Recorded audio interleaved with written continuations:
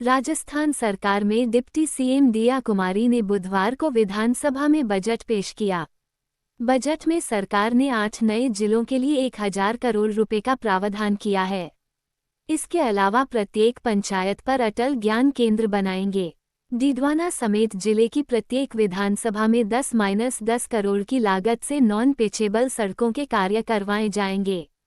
वहीं प्रत्येक ब्लॉक के एक कॉलेज या स्कूल में रानी लक्ष्मीबाई केंद्र खोलने की घोषणा की गई है। इसके अलावा पहले चरण में 3000 से ज्यादा जनसंख्या वाले पंचायत केंद्रों पर यह केंद्र बनेंगे। जन समस्याओं का निराकरण के लिए 10 लाख रुपए से प्रत्येक विधानसभा में विधायक सुनवाई केंद्र बनेगा। बजट की घोषणाओं के बाद डीडवाना में चर्चाओं के बाजार गर्म है। अनेक क्षेत्र के लोगों ने राजस्थान के इस बजट पर अपनी प्रतिक्रिया दी है। कुछ लोगों ने कहा कि पूर्व की सरकारों द्वारा घोषित किए गए बजट का अब तक भी धरातल तक पर आम जनता को कोई फायदा नहीं मिला। बजट देखकर कुछ लोगों ने तो स्थानीय विधायक से इस्तीफे की मांग तक कर ली और इस बजट को डीडवाना की जनता के लिए सबसे खराब बजट बताया।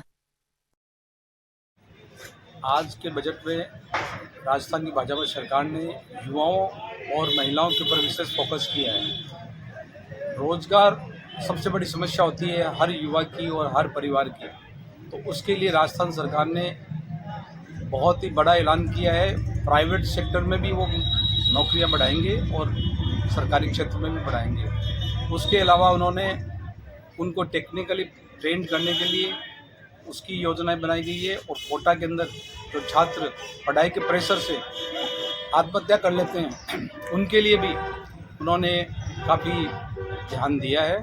तो ओवरऑल ये बजट सड़कों के हिसाब से और जो अग्निवीरों को उन्होंने फायर ब्रिगेड के अंदर और अग्निशमन सेवा के अंदर जो आरक्षण दिया है, ये भी काबिल तारीफ़ है। तो इन्होंने ओवरऑल चारों तरफ को देख के अच्छा बजट पेश किया है। राजस्थान सरकार को बधाई और भाजपा सरकार को भी बधाई। देखो, आज का जो बजट पेश किया गया ये कुल 121 पृष्ठ का बजट है। इसमें डीडवाना का सिंगल नाम नहीं आया। मात्र 2 जगह एक छोटा सा नाम है। एक जगह तो मामरोदा के अंदर 33 kV GSS बनाने का है और दूसरा नाम औद्योगिक क्षेत्र है, यहाँ पे उसका विकास से संबंधित नाम आया है। ये यदि अपन पुराने सभी बजटों की आकलन करें तो ये जो अब की बार डीडवाना के लिए बजट आया है, इससे बड़ी डीडवाना के साथ नाइंसाफी आज से पहले कभी नहीं हुई। क्योंकि अपन देखें तो यहाँ के जो जीते हुए विधायक हैं वो आज बजट के दिन विधानसभा के बाहर बजट की तैयारी न करके शादी समारोह के अंदर वो जा रहे हैं। तो ये भी एक सोचने की बात, जनता के लिए भी हमारे लिए भी एक सोचने की बात है कि हमने जो अब जनप्रतिनिधि चुना, वो जो जिस कार्य के लिए चुना वो कार्य न करके वो एक दूसरी ही भागदौड़ के अंदर दिखाई दे रहे हैं। बाकी यदि वो हर बार जनता को बोलते कि भाई काम नहीं हो रहा, मेरे से कुछ नहीं हो रहा, तो लोकतंत्र के अंदर यदि आप वादे करके आए और उस वादों पे आप खरे नहीं उतर रहे हो तो आपकी जगह दूसरे स्थान लेने के लिए लोग तैयार बैठे हैं। एक इस्तीफा बनता है आपका। मेरे नज़र से तो आपको यदि राजनीति में शुचिता स्थापित करनी है तो यहाँ के जो वर्तमान विधानसभा में यहाँ के जो प्रतिनिधि है विधायक मोदी, उनको इस्तीफा देना चाहिए।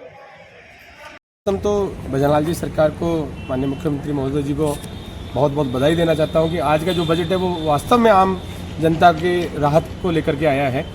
और सभी डीडवाना क्षेत्रवासियों को, डीडवाना जिला कुचामन जो जिला बना हुआ है, डीडवाना कुचामन जिले वाले निवासियों को, इनको भी मैं बहुत बहुत बधाई देता हूँ कि अपने यहाँ जिला सेशन न्यायालय की स्थापना के लिए भी बजट में प्रावधान हुआ है, उसकी भी घोषणा हुई है। साथ ही जिन्होंने सोलर पैनल लगा रखा है, जो लोग सोलर पैनल लगा करके सौर ऊर्जा का उपयोग कर रहे हैं, उनके लिए भी बहुत बढ़िया फ़ायदा लेके आया है ये बजट। उनको 100 यूनिट जो पहले से मिल रही थी बिजली में अनुदान के रूप में, वो 150 यूनिट हो गई है। और इसके अलावा कृषि, मैं टैक्स की बात करूँ, टैक्स में भी रिलेक्ट मिला है, स्टाम्प ड्यूटी में भी फ़ायदा मिला है। यदि हस्बैंड और वाइफ, पति पत्नी अपने एक साथ कोई भी प्रॉपर्टी परचेज करते हैं 50 लाख रुपए तक की, तो उनको सीधा 0.5% का स्टाम्प ड्यूटी पे बहुत बड़ा बेनिफिट मिला है। 0.5% स्टाम्प ड्यूटी बहुत बड़ी चीज़ होती है।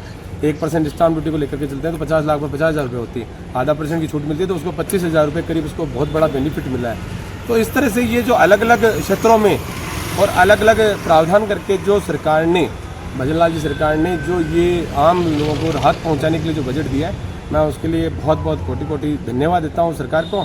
और सरकार इसी तरह आम जनता के हित में कार्य करते रहें।